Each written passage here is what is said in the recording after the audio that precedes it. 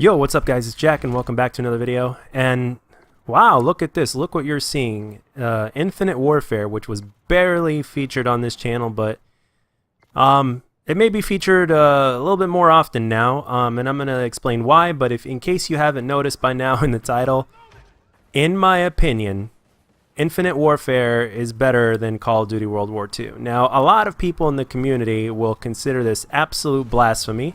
And yet at the same time, I'm sure there's maybe a couple of people in the community that would kind of see where I'm coming from. And that's what this video today is going to be all about. It's going to be about exactly where I'm coming from and why.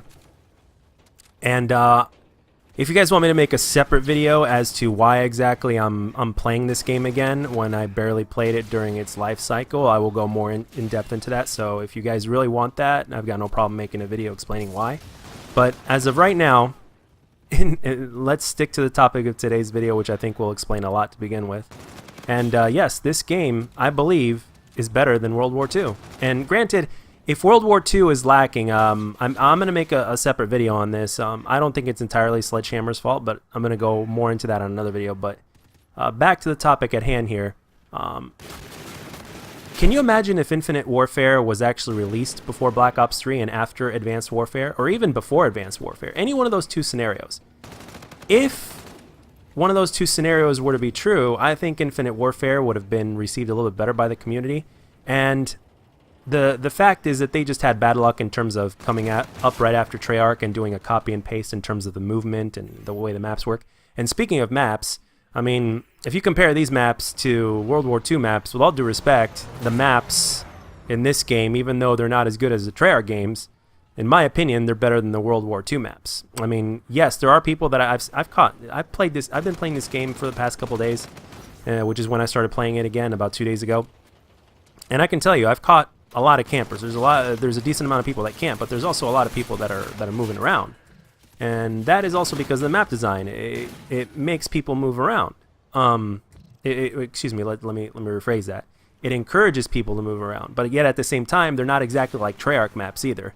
There's a couple more routes than there would be in the Treyarch maps, so but not so much to where it's got what I would call Call of Duty World War II syndrome. And again, this isn't a video bashing World War II, but when you look at it and when you put it down to the fun factor, this game is better, and I'm going to explain another reason why. Now, this game has weapon variants, and the only time certain weapon variants, at least to my knowledge, the only time a certain weapon variant is that deals more damage than, let's say, a base variant is when you switch it from fully automatic to semi-automatic, which completely makes sense, right? So semi-automatic weapons always had more damage per round than any automatic weapon, pretty much. So at this point, this game, with all the different weapon variants and the amount of support post-launch, as well as the amount of grinding you can do to unlock a weapon variant that you want, if you think about it, it's one of the things that made Call of Duty really good in the first place since Modern Warfare 2. Because Modern Warfare 2, one of the things that they did right, other than choosing which kill streaks you want, obviously, which was the big thing. One thing that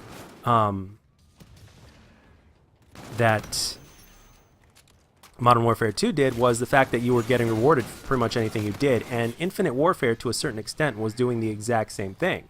I think they've even added score streak variants as well. I haven't really played with those and to see the major differences or anything like that, but I'll be looking forward to that. But one of the things is I'm looking forward to just grinding the game and spending whatever currency or crypto keys or whatever you want to call them in this game to see what other weapon variants I can unlock.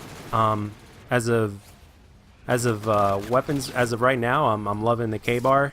The NV4 is always good. And one thing that I've learned that this game taught me within the last couple of days is if you want to win gunfights and be aggressive, you got to take the suppressor off your gun. The suppressor just nerfs the weapon too much, in my opinion, unless you're a slightly more passive player, and which I am not.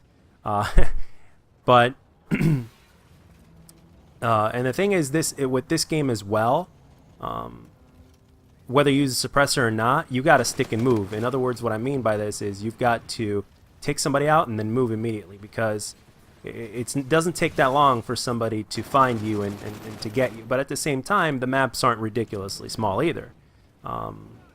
Actually, the average map in this game is slightly larger than the average Treyarch map.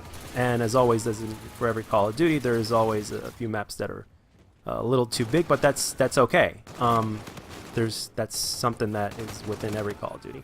And as far as the aiming is concerned, I still stick to what I said, to where this game has aim assist to where it kind of aims for you in a sense. I still go by that.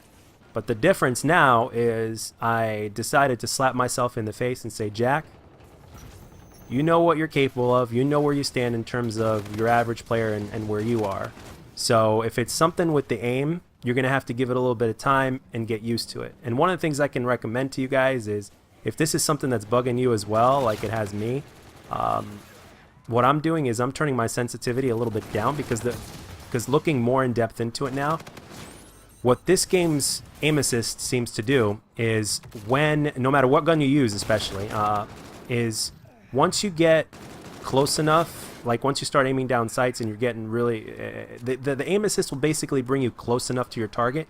And once you get onto your target, the aim assist seems to slightly fade away in a sense, or lessen to a certain degree. And then obviously when you get really far from your target, no matter what weapon you're using, it seems like there's no aim assist at all. As a matter of fact, it doesn't seem like there is. So that's basically how that works. So you kind of have to know your weapon's distance in a sense, and it's it is what it is. It's something that takes some getting used to, but with some time and maybe a few adjustments here and there, you can get used to it and you can start making the difference. So the game will do some aiming for you at first, but then once you're really close to target, you're going to have to make the adjustments, and you're going to have to make them hard, just like anything. But if you have good aim, then you should prosper more often than not. And if you want to win gunfights, like I said before, you got to take the suppressor off your weapon. It's going to nerf you it nerfs the gun way too much in this game, in my opinion. But in terms of overall fun factor, I could go on about this. This game overall is more fun. It makes you appreciate the maps, and and thanks to World War II, for me personally, I don't know about you guys, it makes me appreciate what they tried to do in Infinite Warfare. It makes you appreciate the maps. It makes you appreciate the fact that you can always grind for something and you can get it. Granted that you grind in terms of weapon variants. And we all know by now, from learning from COD World War II, that boots on the ground is not everything. And you can definitely play this game boots on the ground and succeed. And as you saw in this gameplay here, for the most part, my boots were on the ground. So anyway, that's all I got for this one, guys. I went a little bit over time, but let me know what you guys think down in the comments section. Am I crazy? I wonder how many dislikes I'm going to get on this video, because I've got a feeling it may be a lot. So, but it is what it is. It is my opinion, so I just wanted to get that out there. Let me know what you think. So, and as always, if you enjoyed the video, let me know. And if you didn't, let me know what I could do to make my videos better. And I'll catch you guys on the next one.